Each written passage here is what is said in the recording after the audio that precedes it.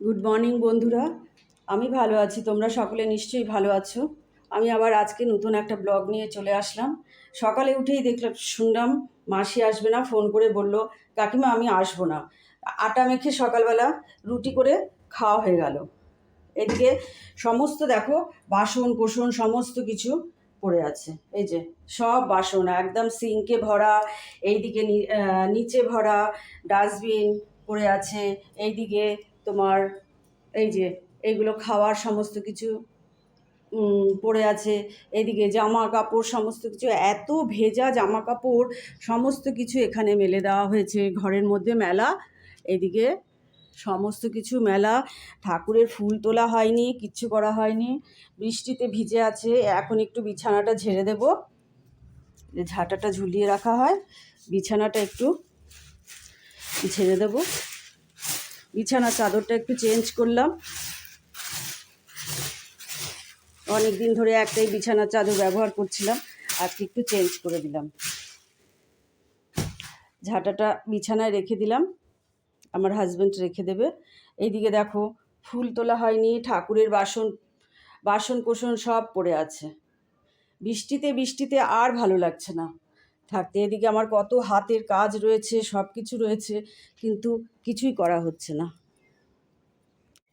একজন একটা নারকেল দিয়ে গেছে, দেখো নারকেলটা ভালো কি না জানি না, সে বলছে ভালো কি জানি না, কিন্তু জল বোধহয় নেই। এখন আমি বাসন কোসন সব মাজবো। এই যে কাল একটু পেন্টিং করেছিলাম, ব্রাশটা ভিজিয়ে রাখা হয়েছে, ব্রাশটা কাল রাত্রেই ভিজিয়ে রাখা হয়েছে। আটাগুলো রাখবো, এদিকে বাসন মাজবো, বাসন মেজে তারপর ভাত বসাবো।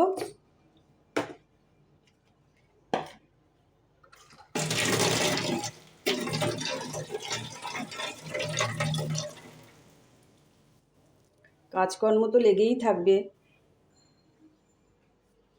বাসন কোসন মেজে তারপর আবার আমি আসছি।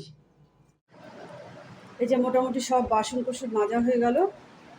এবার আর কিছু একটু আছে, হাঁড়ি কড়াই আছে একটু। এই যে ওষুধ দেওয়া আছে আমার, ওষুধটা খাবো এখন, ব্রেকফাস্টের পরে ওষুধটা খাবো। এবার টেবিলটা একটু পরিষ্কার করে নেব। টেবিলটা খুব নোংরা হয়ে আছে, সকালে ব্রেকফাস্ট করার পরে টেবিলটা আমার পরিষ্কার করা হয়নি। টেবিলটা পরিষ্কার করে নেব। পরিষ্কার করে নেওয়ার পরে এবার রান্নার পালা, রান্নাতে যেতে হবে।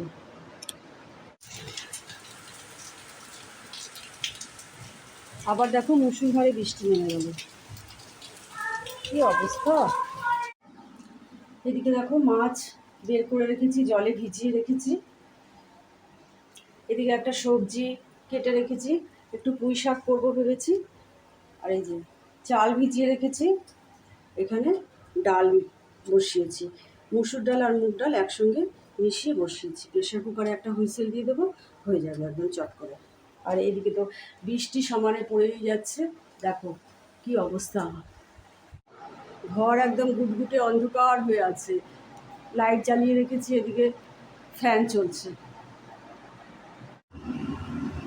রান্না মোটামুটি হয়ে এসছে, এবার টেবিলটা সাজিয়ে দেবো।